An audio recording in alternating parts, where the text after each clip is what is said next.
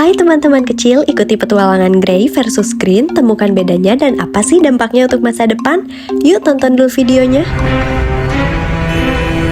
Monster polusi udara di kotamu. Mereka sangat kecil, keluar dari asap kendaraan bermotor, dari pembakaran PLTU batubara, dari kegiatan konstruksi, dari pembakaran terbuka seperti membakar sampah, dari debu jalan raya, hingga sumber lainnya. Komposisinya naik turun bergantung musim. Mereka lah yang menyebabkan kotamu seolah diselimuti kabut. Padahal itu polusi udara. Jika monster ini terhirup masuk ke paru-paru dan organ penting kita, resikonya sakit stroke, jantung, kanker, asma, diabetes, hingga memperparah resiko kesehatan saat terkena COVID-19 yang ujungnya bisa berdampak pada kematian. Tapi ada solusinya. Yuk menanam pohon atau berkebun, aktif gunakan transportasi umum massal atau bersepeda dan berjalan kaki. Di rumah, hematlah listrik. Dan kalau bisa, lakukan transisi energi. Juga hindari pembakaran sampah. Jangan lupa pula minta pemerintah untuk meningkatkan fasilitasnya dan membuat peraturan untuk memperbaiki kondisi ini. Tentunya peraturan yang harus dijalankan. Ih, serem banget, gak mau kan hal itu terjadi? Gimana sih cara mengatasinya? Kenalan yuk sama energi. Energi adalah kekuatan yang membuat segalanya bergerak, seperti ketika kamu berlari atau lampu menyala. Bayangkan energi seperti bensin bagi mobil atau daya robot. Energi terbagi dua, ada gray energy dan green energy. Apa sih itu?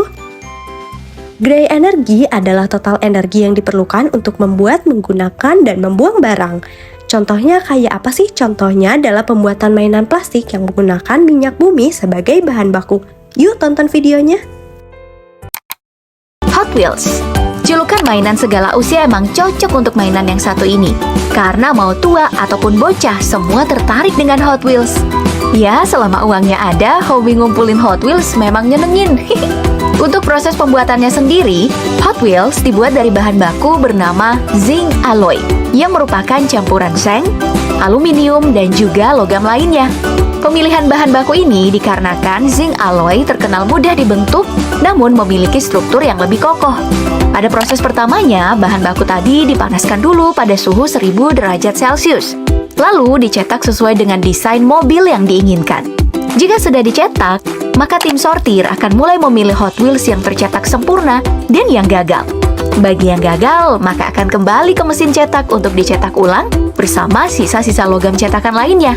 Dan bagi yang tercetak sempurna, akan melanjutkan pada proses berikutnya, yaitu proses pengecatan. Seperti yang bisa kita lihat, semua mobil-mobilan tadi dipasang pada sebuah tungkai yang secara otomatis masuk ke dalam ruangan cat.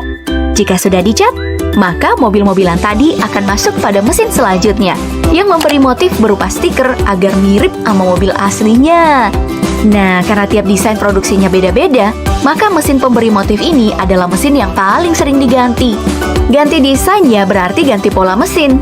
Setelah bagian bodi selesai, kita pindah nih pada bagian sasis Hot Wheels. Pembuatan sasis atau rangka ini sih cukup gampang, karena hanya melibatkan mesin injeksi. Soalnya material sasisnya ini cuma berbahan plastik.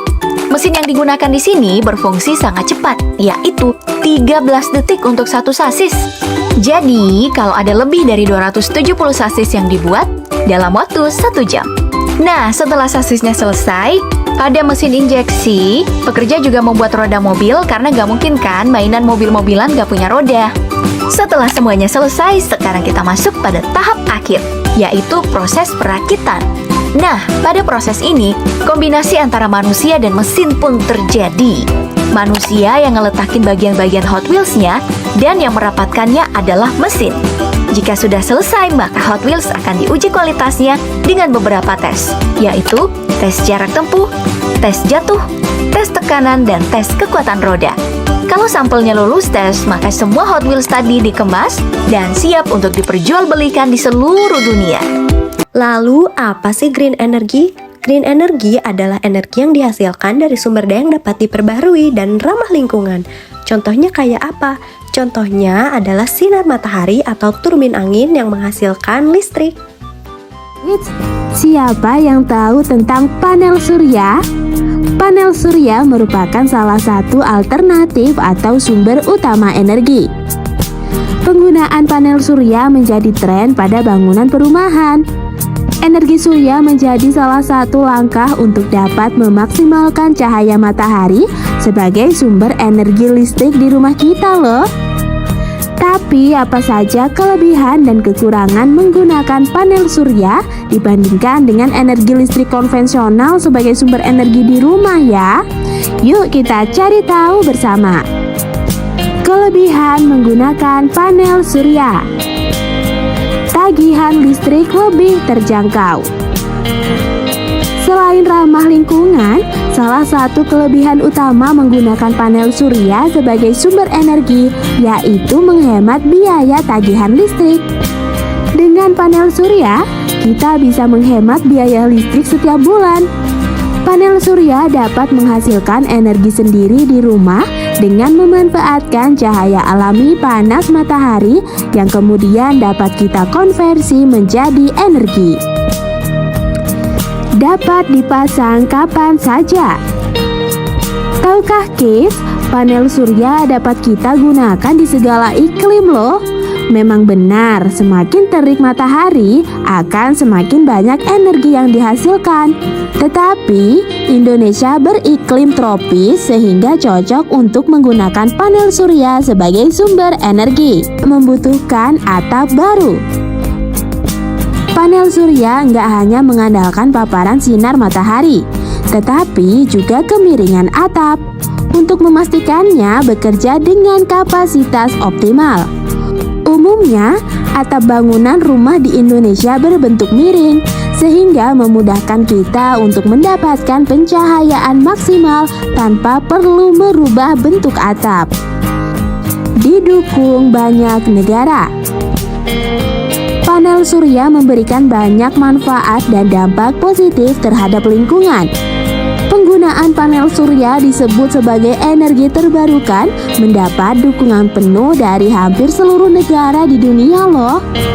Artinya kita nggak perlu khawatir menggunakan panel surya karena ada dukungan kebijakan pemerintah terhadap penggunaan panel surya. Tetap memiliki listrik kapan saja. Panel surya pada dasarnya mengubah dan menyimpan energi yang bersumber dari cahaya matahari. Saat musim hujan pun kita tetap memiliki banyak cadangan energi sehingga dapat kita gunakan sebagai sumber listrik di rumah. Jika terjadi mati lampu sekali, Untuk tetap menjaga lingkungan dan masa depan kita, kamu bisa menggunakan green energy. Kakak memberi kamu tantangan, cobalah satu hal kecil setiap hari untuk membantu menjaga lingkungan. Yuk tetap semangat menjaga alam kita demi masa depan.